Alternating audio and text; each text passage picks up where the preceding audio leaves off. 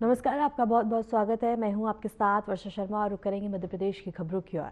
मुख्यमंत्री मोहन यादव ने इंदौर के ऐतिहासिक गोपाल मंडी राजवाड़ा परिसर में आयोजित अंतर्राष्ट्रीय गीता महोत्सव में राज्य के पहले नवनिर्मित गीता भवन का लोकार्पण किया। कार्यक्रम में बड़ी संख्या में श्रद्धालु, संत, महात्मा और विद्वान उपस्थित रहे। मुख्यमंत्री ने कहा कि गीता भवन न सिर्फ धार्मिक और सांस्कृतिक गतिविधियों का केंद्र बनेगा, बल्कि युवा पीढ़ी को गीता के ज्ञान से जोड़ने में भी महत्वपूर्ण भूमिका निभाएगा।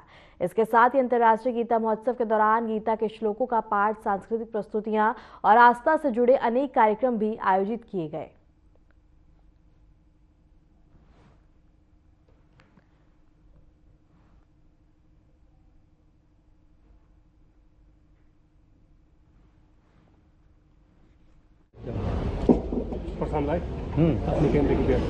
बोले गोपाल कृष्ण भगवान की।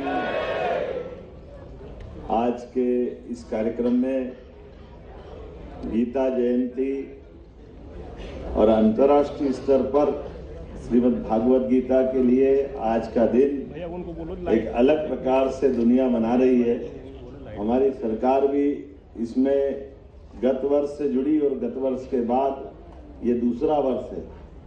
मंच पर विराजमान माननीय मंत्री श्रीमान तुलसीराम सिलावट जी, एक और मंत्री माननीय कैलाश जी से मेरी बात हुई, विधानसभा चल रही थी तो उन्होंने कहा मेरा उल्लेख कर देना, तो माननीय कैलाश विजयवर्गीय जी, हमारे महापौर माननीय पुष्पमित्र भार्गव जी, माननीय विधायक राकेश गोलू शुक्ला जी, इस अवसर पर माननीय गौरव रणदिवे जी, सुमित मिश्रा जी, श्रवण चावड़ा जी, सावन सोनकर जी, हमारे कल्चर के एडवाइजर श्रीमान श्रीराम तिवारी जी, वीर भारत न्यास के सचिव भी आप हैं। इस अवसर पर पूर्व विधायक सुदर्शन गुप्ता जी, कपाली पेंडारकर जी, मंचस्थ सभी अतिथिगण और आप सब, आपका दोनों हाथ जोड़ के प्रणाम करता हूं, अभिनंदन करता हूं।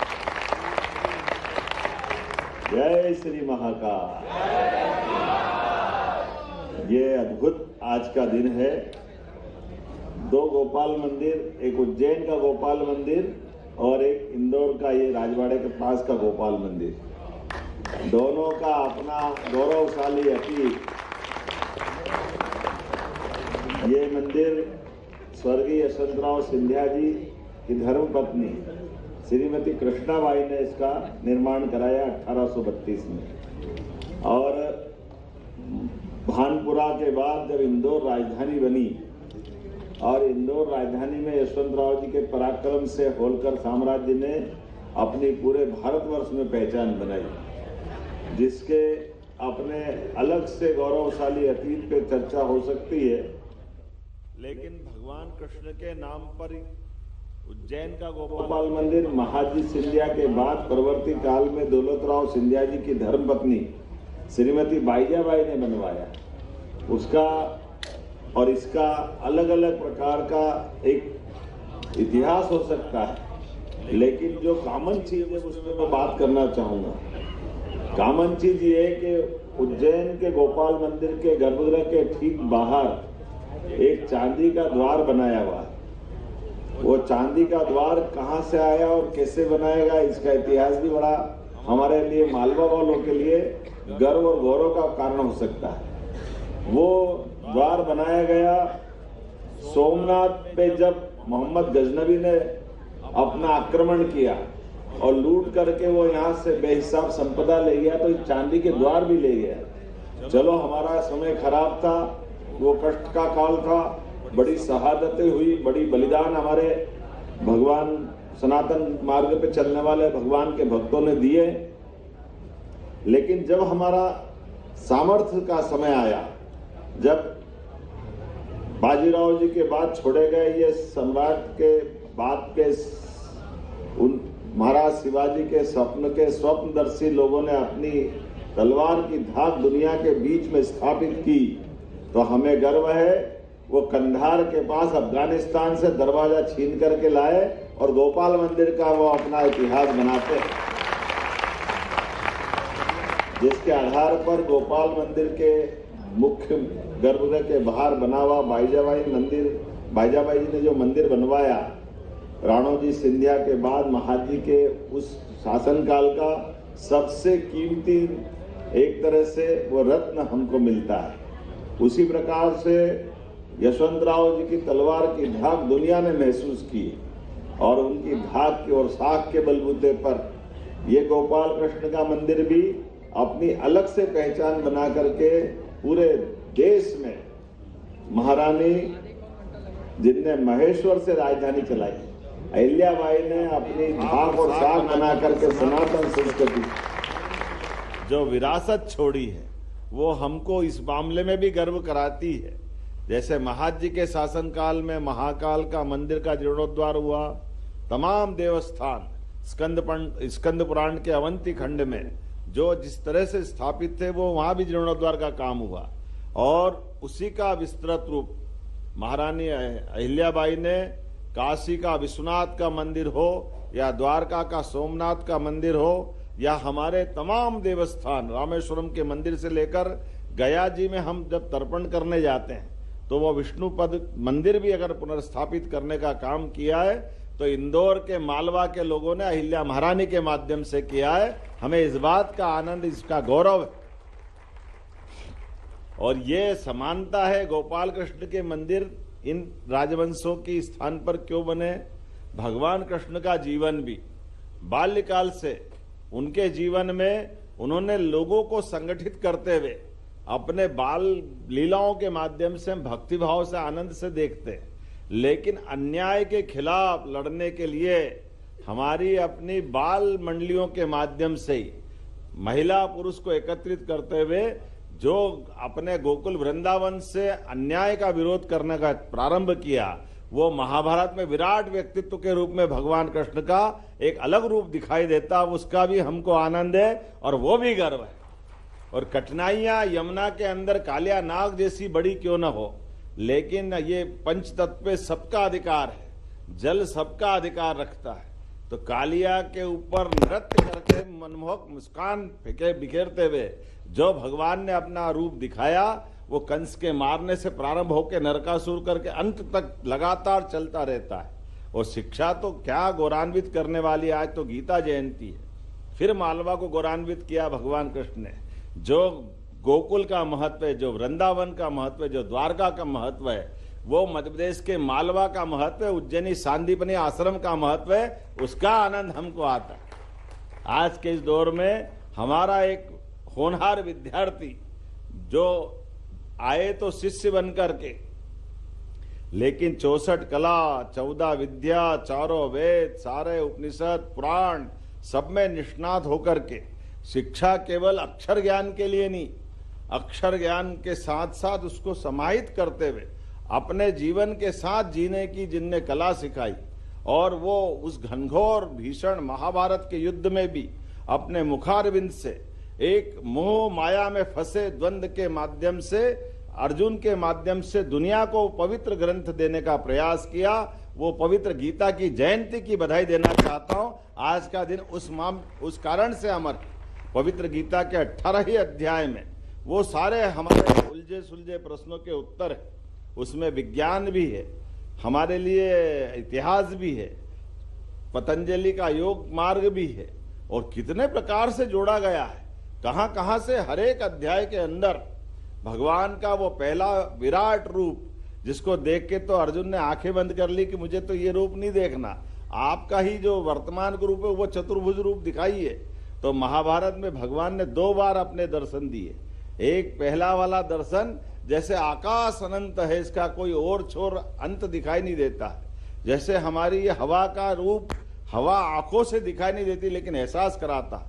तो पहला रूप तो ऐसा था कि उसको समझ में ही नहीं आया अर्जुन को कि ये क्या दिखा रहा हो, क्या देखूं क्या नहीं देखूं। उससे भयाक्रांत होकर के जब उनने विनती की कि ये भगवान रूप आप तो अपना जो है उसी को बड़ा करके दिखाओ, तो अपने भक्तों पे भगवान कैसी कृपा करते हैं ये हमारा 11वां अध्याय बताता है कि उनने उस रूप को समेटा और वही अपना विश्व दर्शन रूप अलग प्रकार से दिखाया, जिसको आज भगवान का वो विराट रूप दुनिया याद करती। महाभारत के युद्ध में होने वाले बाद के परिणाम को वो प्रत्यक्ष अपनी आंखों से देखते हैं कि जब कौरव के महारथी दौड़ते हुए उनके मुंह में प्रवेश कर रहे हैं। उस विकराल रूप से चारों तरफ से जो उनका अपना स्वरूप बना वो वाकई अद्भुत था। तो जीवन से मृत्यु का भय खत्म करने के लिए भगवान कृष्ण ने जो ये पवित्र ग्रंथ दिया, हर एक बार हर एक तरह से ये 3 प्रमुख मार्ग, भक्ति का मार्ग, ज्ञान का मार्ग और कर्म का मार्ग, तीनों मार्गों से मोक्ष की प्राप्ति होती है। ये विराट व्यक्तित्व के माध्यम से पवित्र उनके मुखारविंद से जो गीता की उत्पत्ति हुई, ऐसे गीता की जयंती के अवसर पर अगर मध्य प्रदेश सरकार के माध्यम से पहले तो जोरदार अभिनंदन श्रीमान नरेंद्र मोदी जी का करें, श्रीमान नरेंद्र मोदी जी का, जिनके माध्यम से हमारी स्मार्ट सिटी योजना के आधार पर ऐसे गौरवशाली अतीत को जुटाने के लिए उनने पर्याप्त धन दिया। तो सच में स्मार्ट सिटी, अंग्रेजी का स्मार्ट तो भले ही होगा, लेकिन गौरवशाली गर्व करने के लिए ऐसी कलाकृतियों को लेके आए जो उजाड़ अखाड़ा पड़ा हुआ था, पता ही नहीं चल रहा था कि ये कैसा भग्नावस्था में था। लेकिन अब अंदर आके दिखता कि इससे सुंदर तो पूरा भवन अपने इंदौर में नहीं हो सकता। कितना अच्छा लगता है, कैसा आनंद आया है। इसलिए यहाँ लाइब्रेरी भी अद्भुत बनी है। ऊपर हमारी वीथिकाएं हैं जहाँ वीर भारत न्यास के माध्यम से भगवान कृष्ण की और बाकी लीलाओं के लिए अलग अलग चित्रांकन पूरे देश की शैलियों में है। वहाँ असम से लगा करके नागालैंड तक, मिजोरम से लगा करके मणिपुर तक, और उत्तर से लगा के दक्षिण, पूरब से लगा के पश्चिम, सभी शैलियों के माध्यम से अपनी गौरवशाली वीथिकाओं में चित्रों के आधार पर अपना अतीत पे भी गर्व कर सकते हैं।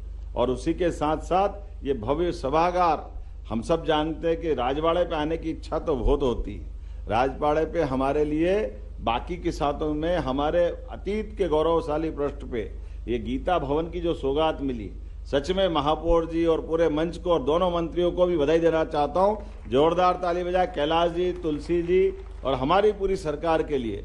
जब हमने सरकार बनने बाद कहा कि हम अपने श्री कृष्ण पाथे भगवान की जहां जहां चरण रखे उनको तीर्थ बनाएंगे, तो जाना पाओ में भगवान को सुदर्शन चक्र परशुराम जी ने दिया।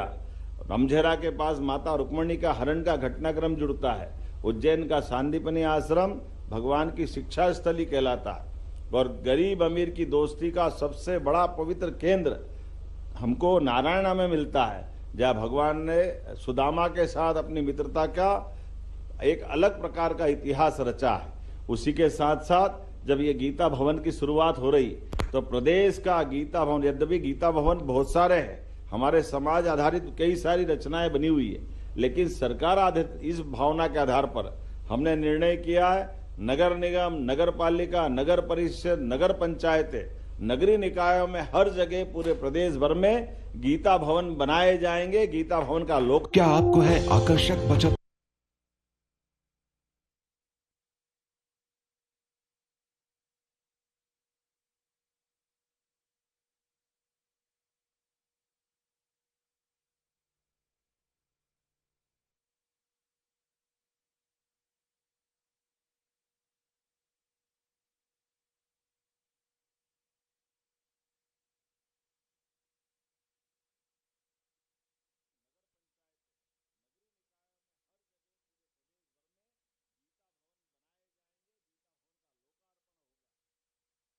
जिसके माध्यम से कला, संस्कृति, इस प्रकार की गोष्ठियां, विचार के विषय, सभागार की उपलब्धि, ई लाइब्रेरी, सभी प्रकार के बच्चों को साथ वो गीता भवन अपने अतीत के गौरवशाली पृष्ठ के साथ भविष्य में आने वाले सभी चुनौती के प्रश्नों को जानने समझने के लायक बना करके उनके भावी जीवन को भी उत्कृष्ट करेंगे। इसलिए गीता भवन के साथ एक और चीज जुड़ी है। आज गीता जी के 15वें अध्याय पुरुषोत्तम योग या पुरुषोत्तम योग के माध्यम से 3 लाख से, गत वर्ष हमने भोपाल में लाल परेड ग्राउंड पर 3500 बटकों के साथ गीता पाठ का बड़ा कार्यक्रम करा था, उसका वर्ल्ड रिकॉर्ड बना था।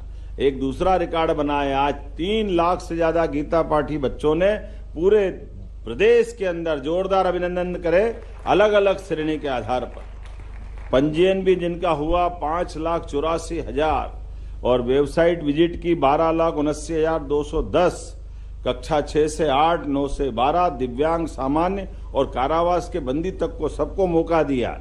और पुरस्कार भी इसलिए 88 लाख के पुरस्कार दिए जा रहा है। जोरदार अभिनंदन करें। अलग अलग प्रकार के हमारे अपने 6 से 8 की कक्षा वाले 12 पुरस्कार, 9 से 12 वाले 18 के पुरस्कार, दिव्यांग के 6 पुरस्कार, सामान्य के 22 पुरस्कार और कारावास में निरुद्ध बंदियों के लिए 30, इस प्रकार से अलग अलग पुरस्कार दिए गए हैं, जिसके माध्यम से 23 नगद पुरस्कार है जो लगभग 5,31,000 के। जोरदार अभिनंदन करें पूरे भावना के लिए। और नगद राशि जो 2 पुरस्कार दिए जा रहा है दोनों स्कूल वर्ग के लिए, वो 1-1 लाख के पुरस्कार है। जोरदार अभिनंदन करें इस माध्यम से। नगद पुरस्कार एक जो 51,000 राशि का है, एक नगद पुरस्कार, लेकिन दिए गए 3, इसको 31,000 का दिया है। कितने प्रकार से जोड़ते हो आप, भी गजब कर देते। जोरदार, कल्चर मिनिस्ट्री वाले भी गजब कर देते। और देने के लिए भी आपने कहा कि जो बंदी है, अगर वो आज बंदी है तो कल उनके परिवार में भी आय का साधन बढ़ना चाहिए। तो ये गीता जयंती के अवसर पर 20 ई रिक्शा देने का भी पुरस्कार का जोड़ा है। जोरदार अभिनंदन करें इस माध्यम से। और युवाओं के लिए ई बाइक, 30 ई बाइक देने के लिए जोरदार अभिनंदन इस माध्यम से भी करें। उसमें दिव्यांग भी है, सामान्य भी है। और लैपटॉप, 15 लैपटॉप, 80-80 हजार के 15 लैपटॉप। जोरदार अभिनंदन को। क्या गीता जयंती बन गई है, क्या क्या नहीं छोड़ा है, सब तो जोड़ा है। आज अपनी तरफ से वाकई आपको बधाई दे रहा हूँ। और 11-11 हजार के 17 पुरस्कार। जोरदार अभिनंदन इस माध्यम से भी करें। नाम हो बढ़ूंगा तो लंबा हो जाएगा। आज तो मैं केवल ये देख देख के आनंद ले रहा था कि इतना अच्छा कार्यक्रम, पर इंदौर वाले जो करते हैं वो सबसे बढ़िया ही करते हैं। और ये कल्चर मिनिस्ट्री वाले भी कर रहे हैं, साथ में उनको भी जोड़ना पड़ेगा। मध्य प्रदेश सरकार इंदौर से अलग नहीं है। इंदौर के दौर से लगा करके मध्य प्रदेश का दौर माननीय मोदी जी के दौर से निकलकर जुड़ के चल रहा है। जोरदार अभिनंदन मोदी जी के लिए भी करें। आज के इस अवसर पर महाग्रंथ गीता संकट में बल, संघर्ष में आत्मबल, उलझन में सारथी है और अंधकार में अटल साथी। मन को स्थिर करे, मार्ग प्रकाशित करे, कर्तव्य का बोध कराए। ऐसी भगवत गीता को सत सत प्रणाम, बहुत बहुत धन्यवाद। मोक्षदा एकादशी और गीता जयंती की हार्दिक शुभकामनाएं। बोले गोपाल कृष्ण भगवान की।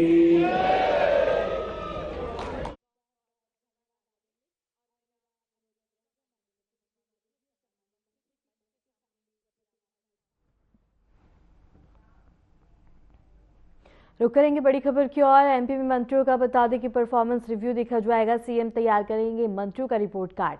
सीएम मोहन यादव करेंगे विभागीय समीक्षा बैठक में विभागीय मंत्री अधिकारी भी यहां मौजूद रहेंगे। इस वक्त की बड़ी खबर हम आपको बता रहे हैं, जहां रिव्यू किया जाएगा और इसके साथ ही रिपोर्ट कार्ड तैयार कर बता दें कि समीक्षा बैठकें की जाएंगी। इस वक्त की बड़ी खबर हम आपको बता रहे हैं, जहां मंत्रियों का होगा परफॉर्मेंस रिव्यू और इसके साथ ही मंत्रियों का रिपोर्ट कार्ड। और इस वक्त की बड़ी खबर हम आपको बता रहे हैं, मोहन यादव करेंगे विभागीय समीक्षा, जहां सीएम मोहन यादव समीक्षा और सीएम तैयार करेंगे मंत्रियों का रिपोर्ट कार्ड। इस वक्त की बड़ी खबर हम आपको बता रहे हैं, जहां सभी मंत्री मौजूद रहेंगे। इस वक्त की बड़ी खबर हम आपको बता दें, जहां समीक्षा बैठकों में विभागीय मंत्री अधिकारी भी रहेंगे मौजूद और इसके साथ ही सीएम मोहन यादव करेंगे समीक्षा।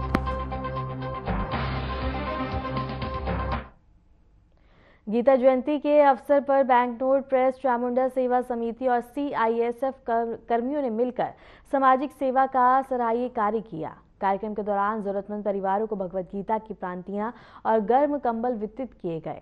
आयोजन का उद्देश्य लोगों में धार्मिक जागरूकता बढ़ाना और सामाजिक संवेदनशीलता को मजबूत करना था। वितरण कार्यक्रम से क्षेत्र में सकारात्मक और सौहार्दपूर्ण माहौल बन गया।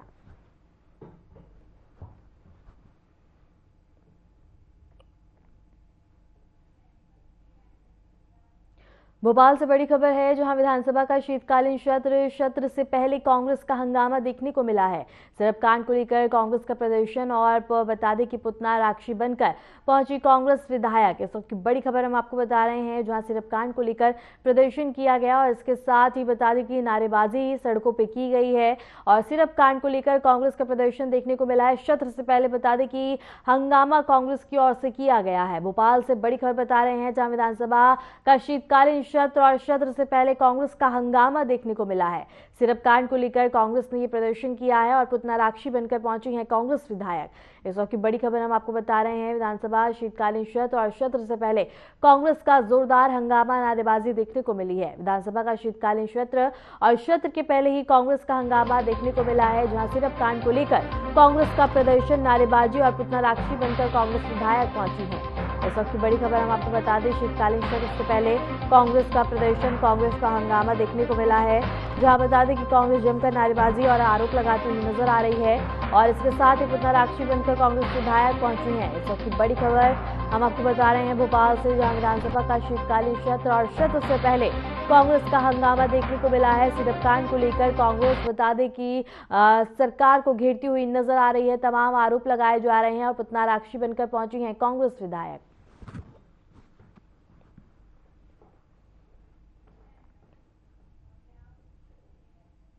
मध्य प्रदेश के रायसेन जिले में बरेली पिपरिया रोड स्थित नया गांव पुल अचानक से ढह गया, जिसके बाद सरकार से लेकर विपक्ष तक बता दें कि तीखे बयान सामने आ रहे हैं। पुल पुराने निर्माण का बताया जा रहा है और घटना के बाद से प्रशासन मौके पर राहत एवं जांच कार्य में जुट गया है। मध्य प्रदेश लोक निर्माण विभाग मंत्री राकेश सिंह ने कहा, हमें सूचना मिली है कि रायसेन रोड पर एक बहुत पुराना पुल गिरा है और यह पुल Madhya Pradesh road development corporation के अधीन था।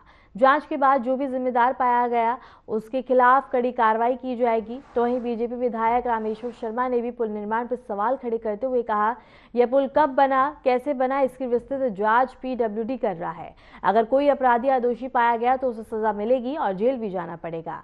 अब सड़कों, पुलों और पुलियाओं की टिकाऊ समय सीमा को लेकर और भी कठोर निर्देश जारी किए जा रहे हैं। प्रशासन ने पुल गिरने की घटना को गंभीरता से लेते हुए तकनीकी टीमों को जांच के निर्देश दिए हैं, ताकि कारणों का पुष्टि की जा सके और क्षेत्र में आवागमन को वैकल्पिक मार्गों पर डाइवर्ट किया जा सके। ये देखना पड़ेगा कि सरकार को भ्रष्टाचार में कब समझ आएगी कि प्रदेश को भ्रष्टाचार की किस तरफ ले जा रहा है।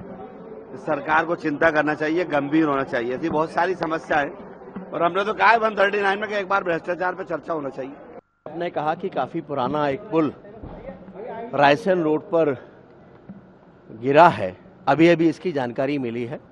Madhya Pradesh road development corporation के अधीन वो ब्रिज है और इसकी सूचना मिलने के साथ ही मैंने एमडी से बातचीत की है। जो प्रारंभिक जानकारी आई है वो ऑलरेडी आइडेंटिफाइड था और उस पर रिपेयरिंग का काम भी चल रहा था, लेकिन इसी दौरान ये हादसा हुआ है जो निश्चित रूप से नहीं होना चाहिए था और इसके कारणों पर विस्तृत चर्चा के लिए भी मैंने कहा है और विस्तृत जानकारी के लिए भी मैंने कहा है।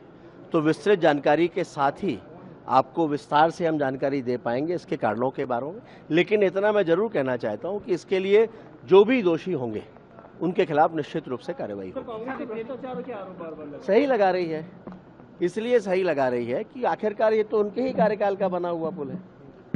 देखिए, ऐसे में ये राजनीति करना दुर्घटनाओं पर अच्छा नहीं है। ये घटनाएं नहीं होना चाहिए। अब जो उनके कालखंड के बने हुए पुल हैं उसमें भ्रष्टाचार है तो फिर बेहतर है कि वो ठीक से बता सकते हैं।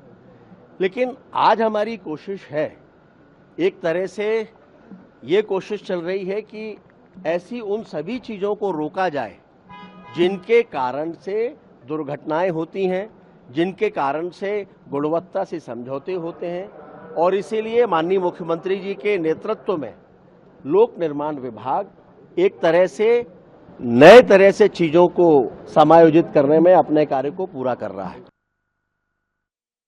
मध्य प्रदेश के उज्जैन में स्थित बाबा महाकाल मंदिर में अगन मास की शुक्ल पक्ष तिथि पर श्रद्धालु की भारी भीड़ देखने को मिली है। हजारों भक्त सुबह से ही लाइन में लगकर भगवान महाकाल के दर्शन करने पहुंचे। इस विशेष अवसर पर भगवान महाकाल को चंद्रमा, बेलपत्र और मुंडों की माला से अनोखे स्वरूप में अलंकृत किया गया, जिसने भक्तों को दिव्य और अद्भुत दर्शन किए। पूरा परिसर में भक्तिमय माहौल बना रहा और धार्मिक अनुष्ठानों के साथ दिन भर श्रद्धालु की आवाजाही जारी रही।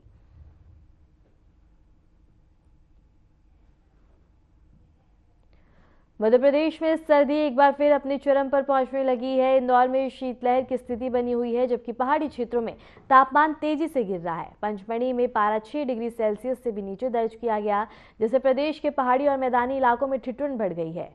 मौसम विभाग के मुताबिक अगले 24 घंटों में राज्य के कई हिस्सों में मौसम और बदलेगा और सुबह शाम ठंडी हवाएं चलेंगी और न्यूनतम तापमान में और भी गिरावट दर्ज हो सकती है। विभाग के अनुसार आसमान साफ रहेगा, लेकिन रात और सुबह की ठंड में बढ़ोतरी तय है। कई जिलों में शीतलहर की चेतावनी जारी कर दी गई है।